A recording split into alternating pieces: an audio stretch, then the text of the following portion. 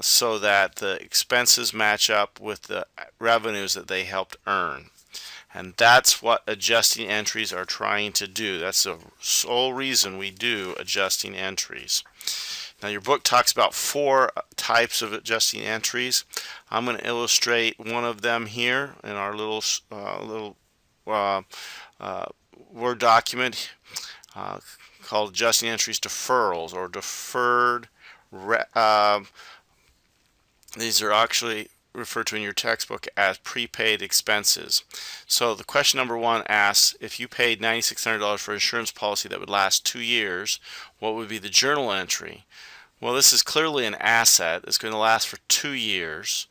There's obviously future benefits. So when you record this on May 1st, you're going to debit an asset, prepaid insurance, and credit cash for $9,600. So if we do that on our T accounts and make sure that we can picture what's happening here, the debit is $9,600 to prepaid insurance. Cash is a credit for $9,600. Everything stays in balance because one asset went down and another asset went up. So no change in assets, no change in liabilities, no change in owner's equity with that scenario. Now, if we imagine this prepaid insurance, what happens after 1 month? If the company A, we make the assumption that uses the same amount of insurance. So the payment of insurance was for coverage for a particular period of time, in this case 2 years. Now 1 month has gone by from May 1st to May 31st. And so if we take that insurance, that $9,600, and we divide it by the 24, assuming that each month we use the same amount, we get $400. That means that we've used up $400 of that asset. Now I want you to make sure you remember that a used up asset becomes an expense, because now instead of that benefit being in the future, that $400 of benefit is in the past. So by definition, our asset has become an expense, all right, of that $400. That means that there is $9,200 left. So if there were 96 to start with in our assets and it's reduced by 400, it's now 9,200. So what would our journal entry be to use shows that insurance? Well, it's got to reduce the asset and increase an expense. So we go to our T accounts to help us picture this. We want our insurance to go down 400, so we use a credit because that's an asset, and we make assets go down with a credit. And you can see the new balance is 9,200 according to our math there. And then we have an expense over here called insurance, and that would be $400 debit. So our expenses would go up, which makes our retained earnings go down. So assets went down and retained earnings go down, so we're still in balance. Over here on our trial balance is still same. We have expenses of $400 and net income of negative $400, and our assets are negative $400. So this not only changed our expenses, it changed our net assets down by 400, just like we talked about earlier. So if we should make a journal entry on May 31st that shows $400 used up.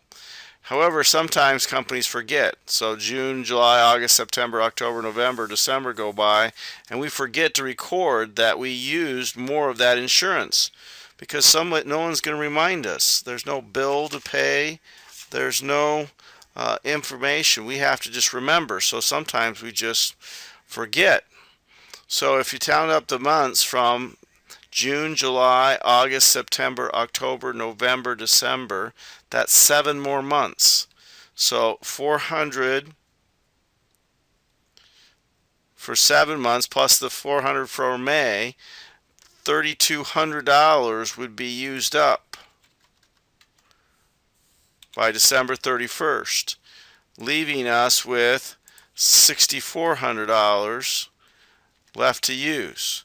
So whatever we do on December 31st needs to get us so that we have used 3,200 and have left 6,400. So if we need to make a journal entry, let's go over to our T accounts and look at that. We're going to credit prepaid insurance for $2,800, 7 more months. You'll see that that leaves us with $6,400, and we're going to debit $2,800 to insurance expense. So there is your debit and credit. Everything stays in balance based on that journal entry.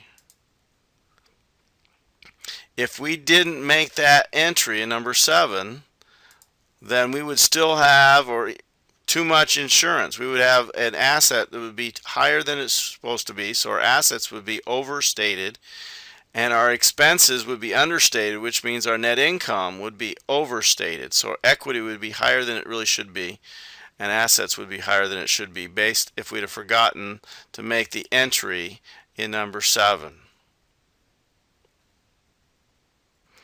That is how prepaid expenses used. Remember that all that happened is time went by, and so we used up the asset.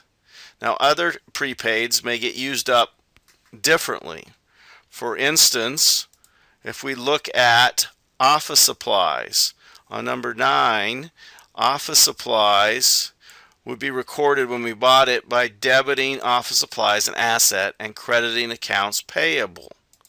So if we make this office supplies, and it's $2,000, and we have this accounts payable, credit $2,000. The fact that we didn't pay for it yet doesn't change anything. It still didn't change our net assets or anything like that, because assets and liabilities went up by the same amount. So now we have these office supplies in our storeroom, or whatever you want to call it. What would the journal entry be to use the office supplies? Now, as a theory, as we use office supplies, we should credit office supplies and debit office supply expense over here, just like we did with insurance. But we don't use office supplies evenly per month like we do insurance. And we don't want to count up every time we use office supplies and make a journal entry every time we make copies or so forth. So that possibility to making a journal entry, we could certainly do it, but it would be very impractical to make a journal entry every time we make copies, every time we use pencils, every time we use office supplies of any sort. So what typically we do, and again, it's just the same concept, is that we count up how much is left of our office supplies.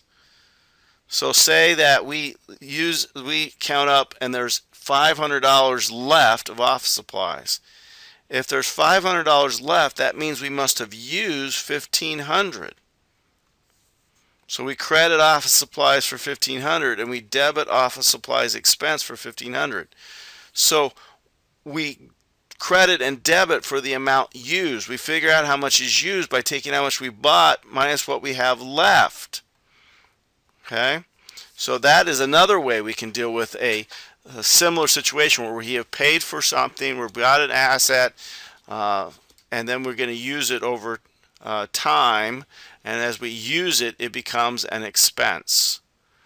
Other things we prepay, we can prepay for your cell minutes, and as we use it, we can prepay for legal services, and as we use it, you can move it from the asset, prepaid asset, to the expense. So we're going to remember that if it says prepaid, it's the asset. If it just says regular account or has expense behind it, it's an expense. So both use the term insurance, but when it's an asset, we have to specify it's prepaid, and when it is been used, it will be insurance expense. It supplies, when it is purchased and we haven't used it yet, it becomes an expense as we use it up.